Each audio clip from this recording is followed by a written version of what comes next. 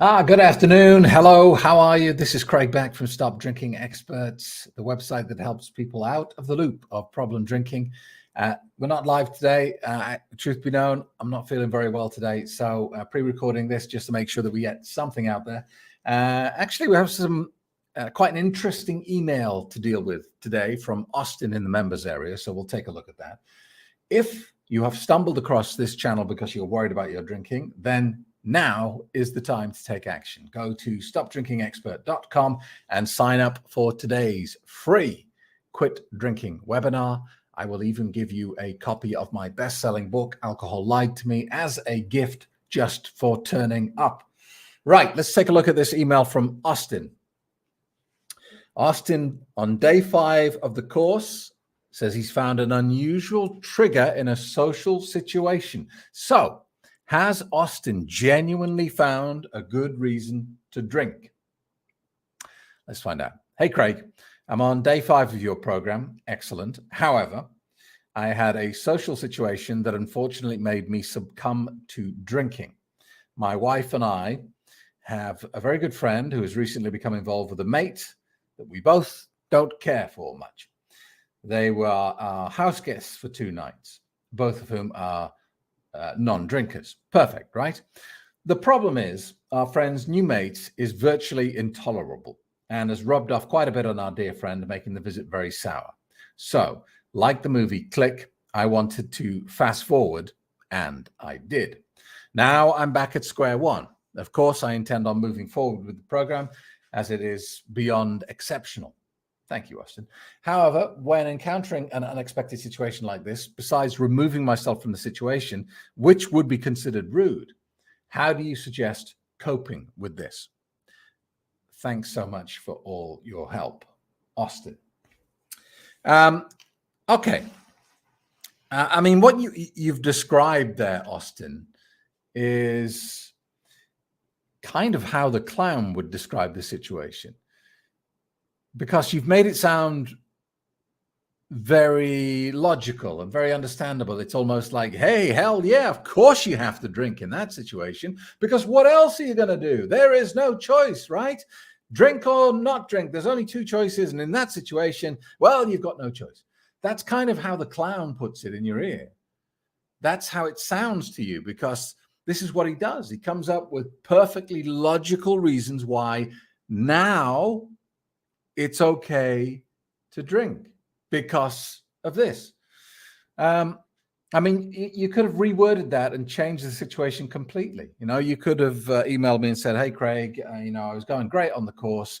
And then a very close family member died. And I felt so terrible that the only way to get through it was to fast forward with alcohol.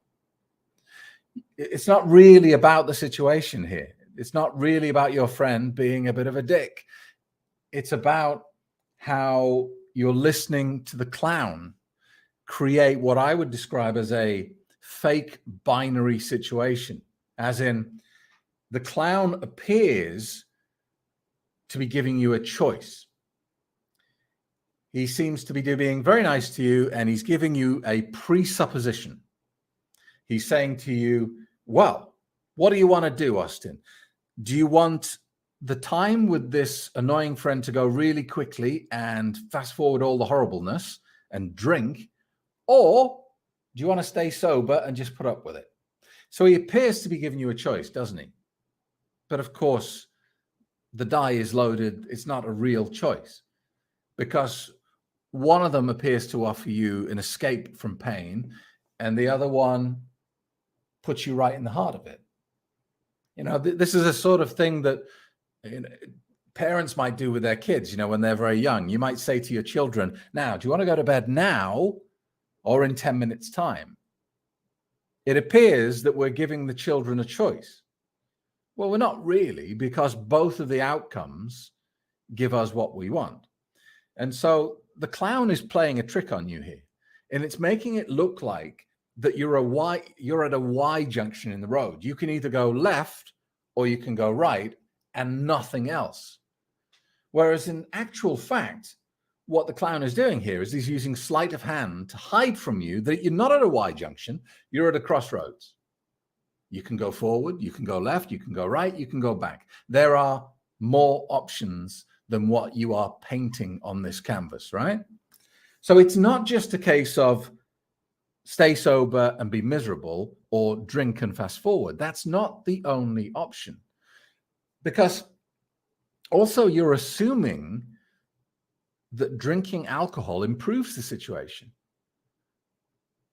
Does that often happen? Does alcohol normally make situations better? You know, you drink alcohol in this situation and maybe you're going to have confrontation. Maybe you're going to have arguments. Maybe you're going to damage a relationship that will never recover. Maybe. Don't assume that the alcohol path is the problem-free path, because it's not. And if you stay sober and you get through the 2 days, isn't that a double victory? All right, you didn't enjoy it, but imagine how you'll feel about that looking backwards. Not only did you survive the douchebag, you didn't drink. It's a double victory. One of the best things that alcohol gives us is clarity in the moment and a sea of opportunities. If you'd remained sober for those 2 days with your annoying friend, you might have worked out better ways of dealing with him or her. You might have understood the relationship between your two friends a little bit better and worked out who's getting what from the relationship and why they're behaving in that way. Variety, the chemistry behind this annoying person. Why is he or she annoying? What are they trying to achieve? Do they need more love? Did they not get enough love as a kid? Are they looking for attention? Are they like a spoilt child?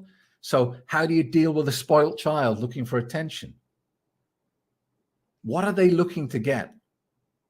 And generally, if you want to make people happy in your company, if you want to make the time go quicker, give them what they want. Work out what they're looking for, what they need to be happy, and understand that this is not you sacrificing anything. This is you helping another human being get what they think they need to be significant in that moment. Give them what they want. And generally, as a byproduct of that behavior, you get what you want. Maybe the weekend doesn't go so annoyingly. Maybe they just take the foot off the gas and stop with the incessant whatever they do. But I think the mistake you've made here is to assume that alcohol makes this go away, or that makes this situation any better. It doesn't. You're probably going to have to go through this again, and you're going to have the same challenge. But next time you go through it, you won't have a whole arsenal of weapons that you could have collated and got together had you been sober and conscious of the environment that you were in the last time around. So I hear what you're saying, but I don't buy it.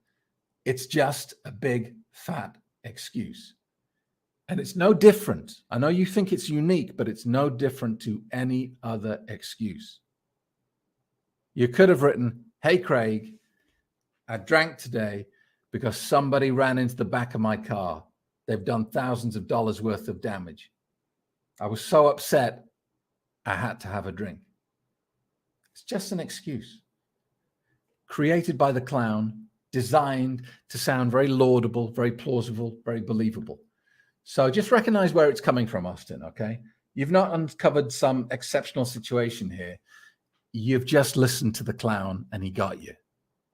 The thing to do here is work out how he got you. What was the series of events? What did he say to you first? What was the big hook? How did he sell you into this? Did he suggest you just have one drink, or did he suggest you go out and get absolutely plastered?